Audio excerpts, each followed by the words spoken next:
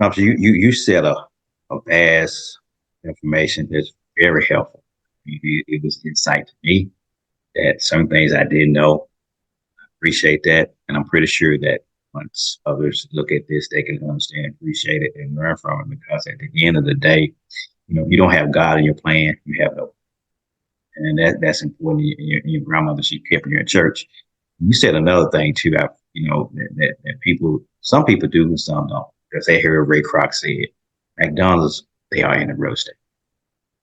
What they do, and I don't know about in the past, what they do is they're about a real estate for the franchisee, turn Right. back everything to the franchisee. Is that correct? And that's how That's correct. okay. That's And correct. if you look at it, Chick-fil-A is similar to that. They got a similar kind of business model, if you will. Yeah. It's similar, but not. They got the little thing where, okay, you the operating partner, you pay. It was 10,000. I think it's like 20,000 now. They don't It's have small. any. How much would you say, Mr. D? Small. It's a very small amount of money that you have in the deal. You're more or less a high paid employee for Chick-fil-A. Correct. And they split the profits at the end of the year with you, correct? That's, And people are that's like, why are you about a Chick-fil-A? Chick-fil-A is not a franchise. They call themselves a franchise partner, but they technically don't own anything. They have no rights to right. can't make any decision. They just think at the end, if I'm not mistaken, they get a certain percentage of the profit margin, profitability at the end of the year. Which, hey, it can equate to six figures. I mean, they can do really well, because I think them Chick-fil-A is doing 8-10 million a year. Yeah, T. Some people can do very good at it. Yeah, do very well, very well. So let me ask you Some people something, can Mr. do T. very good. Let me ask you something, Mr. Thompson. I appreciate that information. Let me ask you some things about, especially with franchise agreements. We're not trying to be lawyers, we're not attorneys, but as far as, I mean, what kind of advice you can give somebody when it comes to reviewing a franchise agreement, or just looking at any kind of business? What kind of advice would you give anybody? Well, I tell you first to read it for yourself, line by line. Ask the questions so that you can understand it. Oftentimes, we leave that up to someone else. And yes, it's great to get legal advice, but nothing is better than understanding the writing and reading it yourself. After you get it, read it, and get an attorney to aid you with it, there is some line items that you want to strike out of. And if those line items are not agreeable by the franchisor for you to strike out, then you probably should pass. You should probably pass. This is knowledge that I've gained from being around the business for a long time. When you're early and you're young, those franchise agreements are not written for your behalf. They are written on the behalf of any franchisor. So I'm talking about not just one. If you've seen one, you've seen 100 of them. And all of them are written on behalf of the franchisor. So just know that when you're reading, and you need to be able to negotiate things such as, if you were to open a new restaurant and that restaurant failed, in some franchise agreements, there is a royalty fee that you pay for 2 years worth of royalties because you closed a failing store that you may have spent $2 million on, and everybody know it failed, but you would still owe that particular franchisor 2 years worth of royalties. Who does that?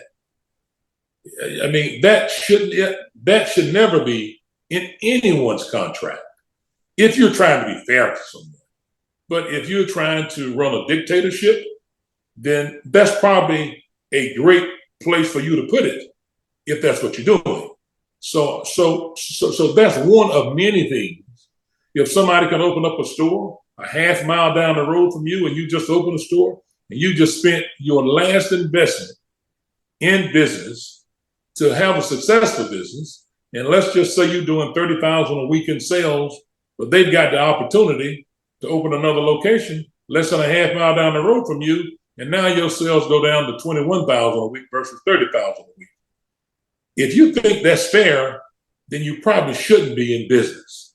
So that and many other things. And if you're looking at things, if you go to the franchisor's office and his office or her offices doesn't have any diversity, if you don't walk in there and you don't see some people that look like you pulling the trigger, somewhere at the tone of, I think, the black population of this country is somewhere around 12 to 13% alone.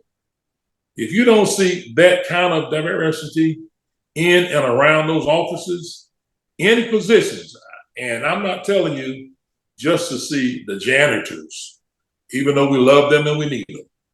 But I think now it's 2024 and God knows, I think we can do a little bit more than that today.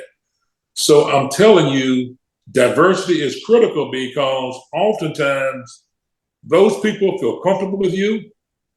They can sit down with you if there happens to be a problem and you can talk about those issues and work those issues out. But oftentimes, if someone has never been around you before as a business person and you happen to be a big guy like me, 6'5", damn near 300 pounds, you got to stand back off of people. You got to not be offensive to them. You got to make them feel very comfortable to even talk to you. Then there's probably going to be a problem down the road if you don't look around and see 10 to 12% of us in some decent positions that you can reach out, talk to, because oftentimes if you have that opportunity, it solves a lot of problems. Communications is the key. When that breaks down, the business relationship breaks down. It is the most integral part of doing business with anyone.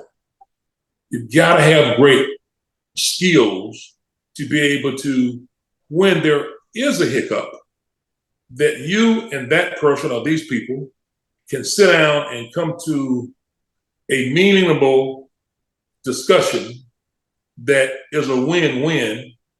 And you're not going to win all the time, but it's got to be a win-win in the system for both of you guys to be successful. If not, it may happen for a long time. A long time, things might go wrong. Trust me, for a long time. But the day is coming. That's why you see so many businesses closing today. I just saw earlier today where I think it was Walgreens is closing a couple 100 to 300 stores. Rite Aid is closing a couple thousand stores. I mean, some of this is just it's business, but some of it is the relationships pieces that if there are franchise locations or if they do or they don't. But oftentimes things can be worked out, and the solution can be such a solution that you walked in the door in great disappointment, and after you sit down and talk to someone, neither one of y'all won, but clearly it's tolerable for both of you. And that's where I think a lot of franchisors lose it. They get so indoctrinated into we've got to win every time. And if the better franchisor systems that are open and have leadership, if the chairman and the CEO and the COO, of course, look around before you choose a brand, and who is the COO?